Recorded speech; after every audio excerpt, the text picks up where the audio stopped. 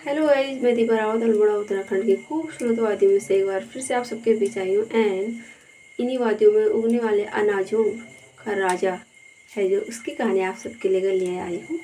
So guys, आज के blog में मेरे साथ बिल्कुल बने रहिएगा, लास्ट तक स्किप ना कीजिएगा क्योंकि मैं बताने वाली हूँ उस फसलों के राजा की कहानी बहुत ही चंद लाइनों में। कोशिश करती हूँ कम टाइम में बता पाऊँ। सो गाइस, वो ऐसा अनाज है, उसको इसलिए फसलों का राजा कहा गया है क्योंकि उसमें हर गुण संपन्न है। वो सर्वगुण संपन्न भी कहें या हर गुण संपन्न कहें, वो सारे उसमें लाभ हैं और उसका इस्तेमाल हर वर्ग का आदमी कर सकता है। बच्चे, बूढ़े, जवान, किसी के लिए वो ऐसा नहीं है कि फ़ायदेमंद नहीं है। हर किसी वर्ग के लिए फ़ायदेमंद है।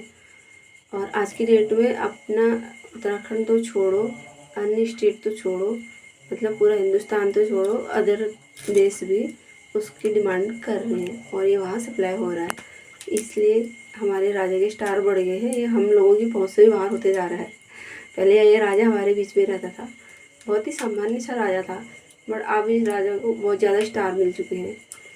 तो गाइस, खाने में बहुत ही टेस्टी होता है। इसमें आयरन, फाइबर जो होते हैं बॉडी के लिए हमारा बहुत इम्पोर्टेंट एक पोषण होता है, वो ये सब इसमें पाए जाते हैं।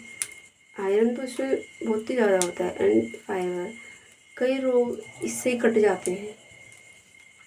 इसीलिए इसको राजा कहा गया क्योंकि राजा होता ही है ना संरक्षण करने के लिए। तो ये अनाज इतना बेहतरीन है कि इसके सेवन से आपको जितने भी मिलेंगे लाभ ही मिलेंगे। बट आज की डेट में इसका उत्पादन बहुत कम हो गया है एंड इसकी डिमांड बहुत हाई लेवल पर जा चुकी है इस राजा की। सो गाइस, हमारे उत्तराखंड में तो होता है बट नेपाल में भी होता ही है ये।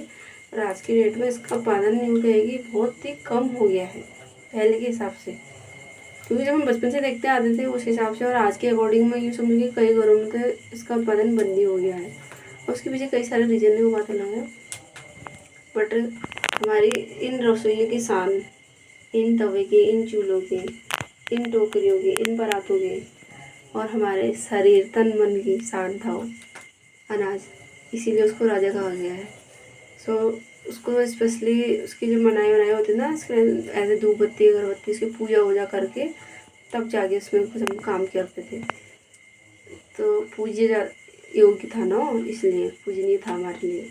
अभी भी है पूजनीय, बट जब हो नहीं रहा वो क्या पूजेंगे उसको, वो बात अलग है। बट है, वो आज भी पूजनीय है और आज की डेट में वो बहुमूल्य भी होते जा रहा है हर रोज़ हर रोज़। तो मैंने भी उसकी आज रोटी बनाई है। आज मैंने कहा चलो मैं बना लेती हूँ, तो मुझे याद आया क्यों ना, जिन हमारे भाई बहनों को इसके बारे में पता नहीं है इसकी रोटी कैसे बनाते हैं, क्या बनाते हैं, मतलब अब मैं बनाऊँगी लकड़ी वाले चूल्हे पे। जो हमारे ये वाले संसाधन है, परंपरागत वाले संसाधन चले आ रहे हैं, हम इन्हीं का इस्तेमाल करते हैं अपनी रसोई में ज़्यादातर।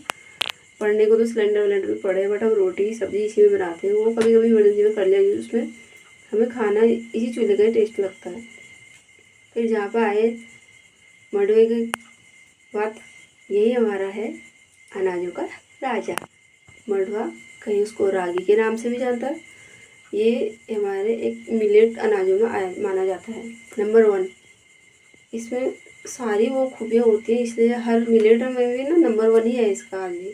और वैसे और जो हम लोगों के यहाँ होते हैं अनाज, उनमें भी नंबर 1 है। तो मैंने भी आज स्टार्ट कर दिया। सबसे पहले इसको बनाते कैसे हैं। आटा जब से आटा पीस के आया था उसके बाद का प्रोसेस क्या होता है कि हम आटे को ना ऐसे गूंद लेते हैं अपनी ज़रूरत के अकॉर्डिंग। मैंने क्या हुआ कि कुछ रोटियां बना ली हैं, तो इतना सा ये आटा बचा था थोड़ा सैंपल के लिए समझो। इसके अंदर मैंने पैक कर दिया, इसके अंदर नहीं किया है, वो भी मैं आपको बताती हूँ कैसे बनाते हैं। सो ये मैंने कुछ ऐसे गेहूँ के आटे के लिए, फिर हम राजा जी को ऐसे सेफली ऐसे सजा देते हैं इसके अंदर एंड ऐसे बाहर के गेहूँ के आटे से ऐसे कवर करके यूँ लोई बना के ऐसे इसको रोल किया जाता है रोलर से। देन चिपक जाता है ना, तो इसमें थोड़ा सूखा आटा यूज करें। वैसे इसको हाथ से भी बनाया जा सकता है। ये रोलर और इस पट्टे की ज़रूरत भी नहीं होती जिनको आदत होती है, बट मुझे है नहीं, मुझे इनकी ज़रूरत पड़ती है रोटी बनाने में।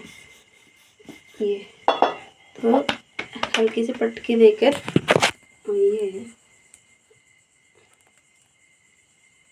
ऐसे। तो भाई चूल्हे की ठंडे आंच में मतलब तेज आग हो ना तो रोटी क्योंकि जल जाती, जलने के बाद में कड़वापन आ जाता है, तो इसीलिए आग को बैलेंस करना पड़ता है बार बार। अभी गैस वाला स्विच तो नहीं है कि ऐसे यूँ यूँ ऑन ऑफ किया लेफ्ट राइट में कंट्रोल हो जाएगा।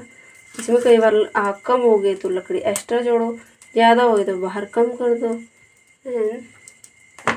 ये एक साइड से हल्का सिक गई है, जितना कि हम इसे तवे में सेकते हैं।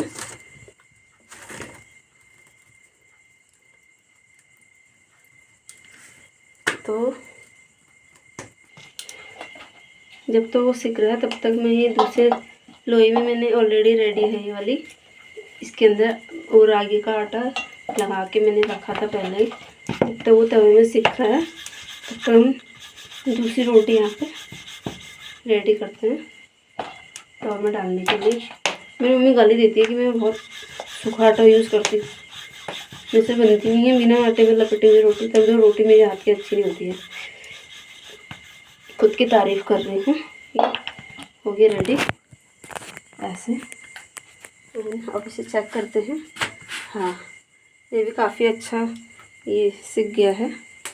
अब इसको हम कोयले में रख देंगे। हाँ, देन इसके बाद आता है फिर से इस रोटी का नंबर, ये और फिर ये। अब इनको ऐसे कोयले में, अभी अगर किसी को आदत नहीं है तो फिर चिमटा यूज़ करते हैं। एंड अगर किसी को ऐसा लगता है कि चिमटे से अनकम्फर्ट होता है तो हैंड से भी यूज़ कर सकते हैं। अब जो डेली बनाते हैं ना उसको आदत हो जाती है। अब जब कभी कभी बनाए चूल्हे पर तो हाथ ऐसे एकदम से हिम्मत नहीं आती कि हाँ ऐसे रोटी घुमाने करके, बट हम लोगों की तो आदत होती है, हम लोग कर लेते हैं इस चीज़ को।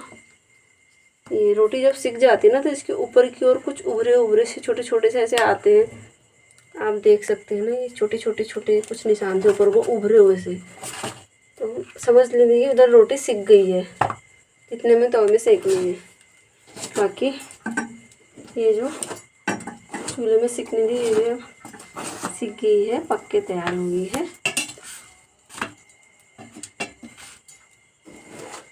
सो गाइस ये हो गई है मिक्स रोटी रागी की, ये बन गई। और ये है हमारे आज की कद्दू की सब्जी, आपने ही इसमें गार्डन से तोड़ी थी। सो गाइस कैसी लगी आपको हमारे चूल्हे वाली डिशेज, बताइएगा ज़रूर। एंड क्या आपके वहाँ ये होती है रागी,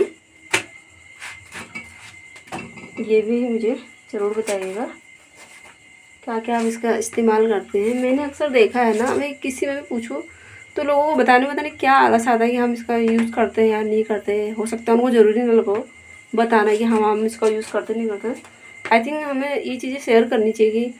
कई बार क्या होता है नहीं, कई लोग किसी चीज़ का कुछ यूज़ कर रहे होते हैं, किसी का अगर जानकारी ना हो तो वो यूज़ उनका छूट जाता है। उन लोगों में हम भी, मैं भी, आप भी, सभी हैं। तो इसलिए ना हमें अपने ये जो है अनुभव एक दूसरे को साझा करनी चाहिए। जहाँ तक अगर हम किसी की वीडियो या रील देख रहे हैं तो अपने अनुभव साझा करने में कोई बुराई नहीं होती है, क्योंकि हो सकता है ना कि जो चीज़ हमसे छूट गई है वो उसकी जानकारी में कहीं और से मिल जाए, दूसरे से मिल जाए। इसलिए मैं कहती हूँ बार बार कि यार क्या आप इन चीज़ों को इस्तेमाल करते हैं, क्या आपके वहाँ ये होते हैं, तो बताइएगा ज़रूर क्या क्या इनका इस्तेमाल होता है। So thank you so much, bye बने रहने के लिए।